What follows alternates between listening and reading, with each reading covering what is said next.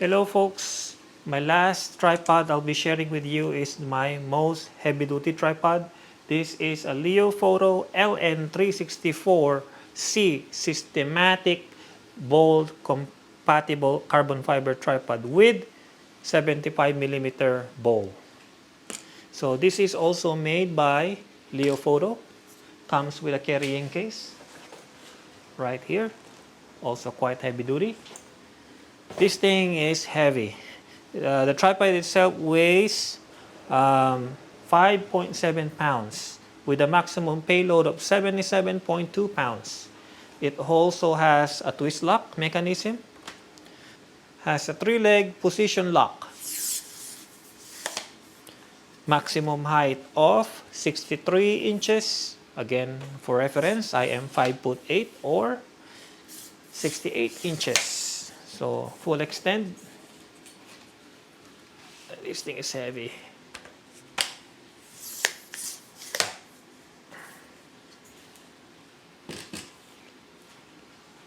Oh, it's my eye level right here.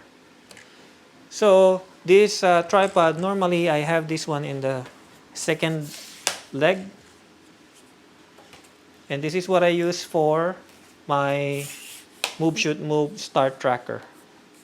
Because the tracker needs a very stable tripod to track the stars.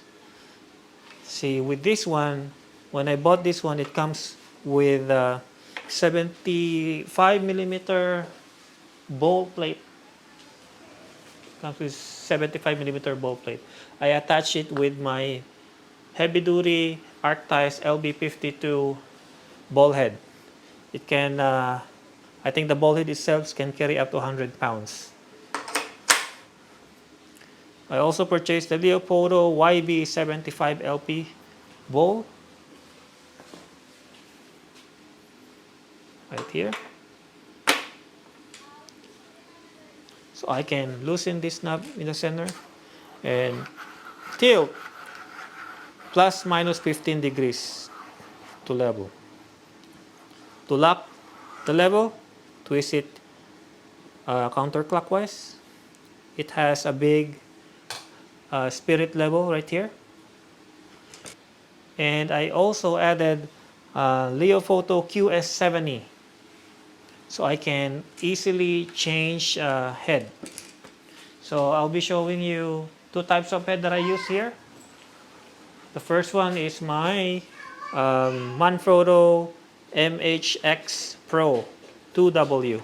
This is my fluid head, usually used for video and some panning as well. So easy. It comes with a plate. You attach it here, make sure it's aligned, then tighten it up. There it is, and then level. Now I have a fluid head. There is a resistance for the pan, resistance for the tilt. Oh. In the trash. So to change the head is just, again, loosen it up, take it off. And the one that I am using for this tripod is my move, shoot, move, start tracker. Over here, it's all set up. It's quite heavy as well. This is a Benro gearhead. So I have the plate here as well. Make sure it's aligned and twist to lock. So the Benro gearhead has 3 motion. The pan, this motion, I don't know what's called this motion, and the tilt. Attached is my move, shoot, move, start tracker right here. It has the polar scope, the laser. I have the V mount, the V bracket made by Alin Wallace. Rest in peace. I love that guy. I learned a lot from Astro Technique from him. Okay, the V mount, as you can see. and I just have a regular ball head, and I upgraded the arc rack lamp with Andur CL50LS. All my ball head has a Andur CL50LS quick release lever clamp. So the total weight of this setup, including the move shoot move, is 12 pounds without the camera. So normally I set it up this way, halfway or lower. The lower the better, so you have less center of gravity, lower center of gravity I meant, and also it's more stable when it's lower. So for a demonstration purpose, this is my Nikon Z6 II with 14 to 28 f2.8. This is one of my Astro lens. So let's say I will be making sure the V-mount is level right there. There is a spirit bubble on top. So tighten it up. Make sure it's tight.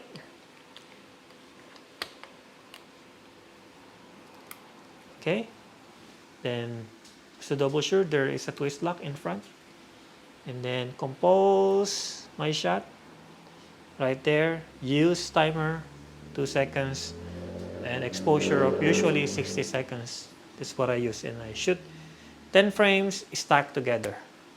So that's when I shoot pictures. But before I shoot pictures, I have to make sure I'm polar aligned. So I look at the polar scope, and there is a reticle, or like a sniper with a circle, and you align the polaris based on the time of the day.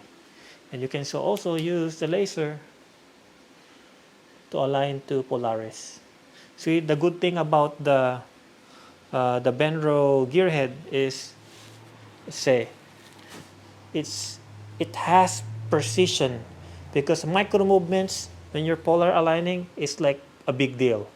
Before I have the cheap equatorial mount, oh my god, every time I align it and slight movement, it gets out of alignment. The three-way head is solid, so it stays the way it is. So in the past, maybe 3 Astro sessions that I've used, I almost never touch it. I just have to point into Polaris and it's all aligned very easily. That's why I like the Benro. If you're planning to buy equatorial mount for your move shoot mode, get the Benro 3-way head. Do not get the cheap one, or else your Astro photos will be blurry. So this is a pleasure to use, especially aligning. So the good thing also about having the V-mount is I can raise my ball head, so it's not blocking my polar scope. Because normally I always make sure I'm always aligned, so I keep on looking my polar scope if I'm still in alignment. So that's a good thing, and then you'll have more movement here. If you wanna shoot towards the south, towards the east, towards the west, so far so on. It's amazing. The ball head that I've got here is from Amazon. It is Manbili KF0. I think the maximum payload is only 20 pounds. The good thing about this one has 3 knobs. It has a locking knob right here, lock, and then there's a friction knob over here. So even though if I unlock the knob, it still stays the way it is. Yeah, but also always lock it. And also has the pan knob. Also the V-mount, it has a pan knob right here in front. So normally when you take a series of night photos, the tracker is following the rotation of the Earth. So after maybe 10 minutes, you'll see your camera is this way. So loosen this knob right here in the center, and you can align it back. And then just tighten it back again.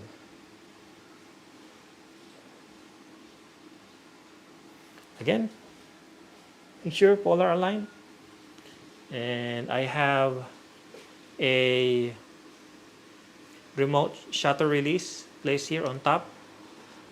with also a lens warmer attached here, and I put it here. So this setup is very time consuming to set it up, but once it's all set up, your astro photos will be excellent. There's several ways of perfecting to take one exposure. It takes a long time. It takes a lot of practice to learn how to shoot astro. It took me about a year to get decent pictures, and of course the hardware is very important to get a nice picture. It's not just a picture, it's a hard work and a skill. So a lot of this I did it with the trial and error. I have several equipment that I tested, but this works the best so far. This satisfies my needs. After I finish setting this up, I've never needed an upgrade. So the Mob Shoot Move is good for wide angle Milky Way shots or nightscapes. This is not advisable for a telephoto or deep astro photos. So wide angle would be the best. I think I shot the most is 135 millimeter. I cannot go beyond 60 seconds on that, but it's still good. Yep. The next video I'll be sharing is how I set up my tracker, my camera, and the tripod, and how I normally shoot at night. And hopefully by next week, we get clear skies, because I'm planning another trip to Halama Beach to shoot some Milky Way astrophotography. Okay? Alright, peace out.